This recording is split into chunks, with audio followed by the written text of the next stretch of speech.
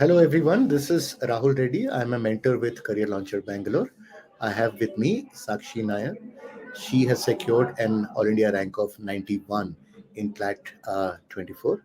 So, we'll be discussing her preparation and her journey towards her success. And so, let's jump right in. Sakshi, when did you decide that you wanted to be a lawyer? So I think around eighth or ninth, I was, leaning towards humanities as a stream, and I really enjoyed social sciences as a subject, and I wanted to take that up in 11th and 12th. And then when I further explored the options at hand, that's when I came across law, and that really fascinated me. So I think from 10th, I was quite clear that I wanted to take up law. Right. So when you talked about exploring deeper into law, some of the things that you could mention what you did. So I remember taking a few aptitude tests, and I think a lot of research online as well. So I think then it came off as a result of both interest and aptitude, and then I thought, okay, it might be a good option for me. The reason I ask is because there are a lot of people who are not very clear about what they want to do. So this idea of actually testing by going a little deeper before taking a spot decision can actually help people make a better decision. Good. And tell me about you actually came to India and to Bangalore primarily for this exam. So tell me how that worked out, or a little more about that. Sure. So I did my schooling from first to 10th in Dubai. And after 10th, I came to India and for my 11th and 12th. But I think since 10th, I was quite clear that I wanted to take up law. And knowing how competitive the exam is and, all of that, I really wanted to kind of feel that environment around me as well while preparing. And I knew that you get some of the best coaching and all that kind of support as well in India. So I made the decision to come to India in 11th. And I also was clear that I wanted to do undergrad in India. So I thought it would be an easier transition than coming directly after. Right. You were aware of NLSUI, and that was the dream college right from day one. Yeah, I think so. From 11th, when I started preparing, that was my dream college. Great. And then you started with career launcher Indranagar, right? Yes. And that would probably be Deepa would be the first person you probably met. Right. So, Yeah, any words about the support from Deepa throughout the definitely. program? She's been extremely supportive throughout. And I think teachers, definitely the whole faculty was very supportive in terms of, concepts and doubts and all of that. But I think she's been a constant source of support throughout. So, yeah. Good. Then, as the program progressed, I think one is the not just the classes but the approachability of faculty. Did you find them approachable and always helpful to resolve doubts? So, yeah, the faculty was definitely very, at any time, I think any doubt you had, they were always available for any one-on-one session. You could always go and ask for a one-on-one session or even in groups. There were several doubt clearing sessions as well, especially I think 1 or 2 weeks before the exam. And that really helped, clarify certain concepts that to the last minute, I was not sure about where I was going wrong. But I think that way, I think Sridhar sir, Animesh sir, all of them really helped in terms of doubt clearing and clarifying concepts. Right. Then we come to the marks. So you must have taken a lot of marks, Yeah, almost all so of I them. think, yeah, from career launcher, I think I've taken all the marks. All the marks, right? And these marks, you were taking them at the center. Yes, sir, all of them at the center.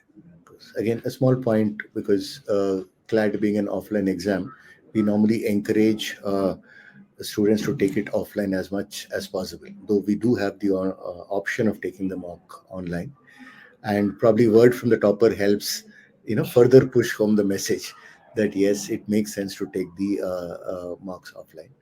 And if you probably remember some of the marks, I think about 4 or 5 marks we've actually put at a common center for all the Bangalore students. You take those marks. Yeah, so a lot of the mocks, I think they were conducted at St. Joseph's as all India mocks. So that I found was very helpful because they were conducted in very, CLAT, like very CLAT-like setting. So it was a very realistic experience of what CLAT would actually be like and the kind of pressure maybe that builds up right before the exam. So that was very useful, I felt, for the mainly the environment that is created during the exam and to deal with that kind of pressure. So, along with the marks and the skills in English, logic, GK, etc., you would also be looking at the strategy. How do you manage that 120 minutes? In which order do you take the section, allocation of time, and all that? How did you plan that? So I think from a lot of my mentors and teachers, I was told one thing I remember very clearly was to have a rough idea about strategy and not be very rigid about it. So that's something I made sure to follow because every mock or even the exam, the CLAT exam at the end is very different from all the exams you've taken before. So you can't predict the difficulty of the paper or any other dimensions. So I think every paper is a different paper, and I think to have a rough idea about. So I knew about the pattern, I mean the order in which I wanted to attempt the questions, and a rough idea about how much time I wanted to allocate for each section. But I made sure I was not too rigid about it. Which anyway brings us to the actual D-Day. So as we were just discussing, we took the exam in the same center, which is Ambedkar, and actually in the same classroom. So that's interesting tidbit. And so when you start the exam, you kind of realize that it's on the easier side. Did you? Yes, sir. So I started with the legal section, and I knew that at least that section was easy. So, I mean, comparatively easier. So I did go through it a little faster than the time I had allocated in the beginning for it. So, And the second section that you took up after legal? yeah, the order I went with was legal reasoning, and then I did current affairs, English, logical, and then math. Right. So as we find that the paper is easy, so we kind of do it faster and then make sure that attempts are high, because the idea is once the paper is easy, you know it's going to be high scoring. Easy is for everyone. It's not going to be easy only for us, and therefore it's likely to be high scoring. So by attempting more, you give yourself a chance. So did you end up attempting everything in the paper? Yeah, I attempted all the questions. All 120 questions. Good. Very good. That's again something common from almost all the toppers that we've talked to, that their attempts have been in the 115 to 120 range. So I think that is probably a significant factor, managing the time, speed, adapting to the easiness of the paper, relative easiness of the paper, making sure you attempt enough. Right? So what was the feeling you had at the end of the paper when you kind of came out of the room? Like happy enough, did well. So I was quite happy with how I performed because I think I gave it my all in those 2 hours in terms of you know uh, like accuracy or in terms of strategy. I think I gave my best and I was happy with the way I performed at the end of the paper. And from the exam day to the results, how anxious were you? So I think the day the exam got over, even Career Launcher had put out like an answer key. So I checked my score with that, and it was a good score. But then I think initially I was very happy with my score, but then again, because considering it was an easy paper, I wasn't sure how many students scored the same marks or where the density kind of laid around. So I wasn't too sure about how my rank would look like. So it was a I little remember. so that week Yes. I think was a little scary because it was very I remember that because yes, it was first a new pattern of 120 questions. Second, the paper was yeah, the GK was weird. The English was ultra easy, and that again, uh, a lot of students were not revealing their scores because we make predictions based on what the students give us. So it was pretty difficult. Students were asking what the cutoff is, and we were not very sure. We and so it was a very iffy kind of a week for us too. Right. I remember the day of the results. I was there in Indranagar, and then we were still not sure what the exact number. We were plus or minus two, but we were not very sure what the exact score that would be sufficient. Okay. And then cut. I think what about 8 o'clock is what we got the result. 7 or 8 On the result day. result day. 7 or 8 p.m. I roughly, think, right? yeah, 7, 8 in the night. Yeah. Okay. And what was the first reaction? To be honest, I was quite numb at first. I had no reaction, but then I think finally it hit, and I was like, okay. I was quite excited about it, and my whole family was there with me, so everyone was very happy about it. Right. Because I think given the fact that you didn't have domicile, you needed to score like you need to score a much better rank than some of your friends to be absolutely sure. I think therefore that number I think would have been seeing that 91 would have been a big sense of relief. Okay. Right. So now, there was a session that we arranged with the toppers of the previous CLAT, right? Again, probably in Joseph's itself. You were there in that session? No, unfortunately, I was traveling at that time, You were so traveling and you missed yeah. that. Okay. Okay. So, you were in touch with any of the seniors who were already studying there and Yeah. So one of I was not exactly in touch, but I knew one of the, like, not my seniors, but one my relative's friend's daughter who was studying in NLS. So I think she was like, she gave me a lot of insights during this whole preparation, and about how to prepare, and in terms of mocks and study group and all those kind of inputs. So I think that was very helpful. right. So while you did say that you didn't have a per se study group as such, Yeah. but there would have been a lot of informal interactions with students studying along with you in the Indranagar Center, right? And some of them will probably join you in the same college. If you actually add up all the centers, yes, it's a significant bunch, but I'm sure there will be people that you know from Indranagar. So, Yeah. sense of continuity in that sense.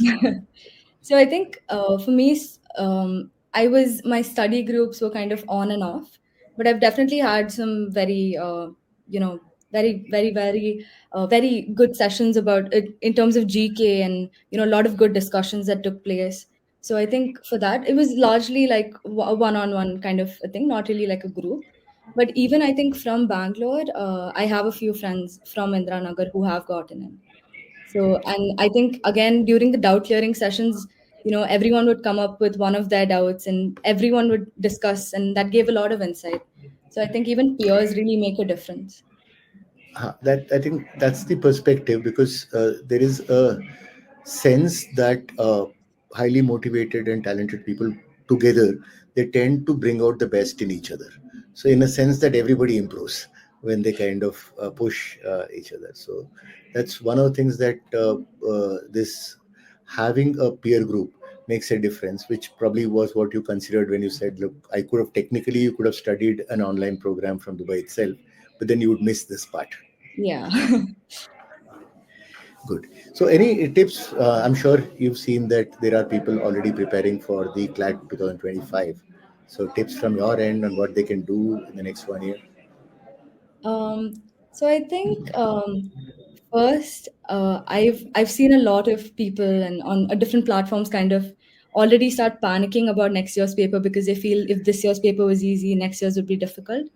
So I think don't go with that mindset, because first, if the paper is difficult for you, it's difficult for everyone. If it's easy for you, it's easy for everyone. And also, all you can do is, do your best in preparation. At the end of the day, a lot of other factors also kind of come in, and there are things that you can't control. So I think work on your preparation, and maybe in terms of mocks, they can be very, very demotivating sometimes. But I think one thing I've kept in mind while doing mocks, or um, yeah, taking mocks, is that mocks are not a result of your preparation. It is a part of your preparation. So I think I've always written mocks with that kind of mindset. You always learn something from your mocks. So that's not the final indicator of your preparation. And yeah, I think those things That's made, that's that's a very good way of looking at it, because as a part of prep you have to write a lot of marks, and yeah, the very definitely. fact that you're writing so many marks would necessarily mean that some will not go well, and trying to read too much into it or take it emotionally is not the right approach. So looking at the learning experience makes a big deal. So thank you so much for sharing your views. Couple of good things. One is we will have a get together, bring students across our centers. Oh, Indranagar, you already know some of them. We have Malleshwaram, we have Jayanagar, we have Kormangla, toppers from all there. All of them probably, at least good chunk of them going to NLS Bangalore. We'll bring them together for a kind of celebration meet. We'll plan that. Second, best wishes for your entire career at this thing. First, have a great time for 5 years in NLS. Then we'll think about the career. And we would also really like you to join back when we conduct a session for the juniors to come and share the tips. Uh, definitely, definitely. that okay. Chalo. Thank you.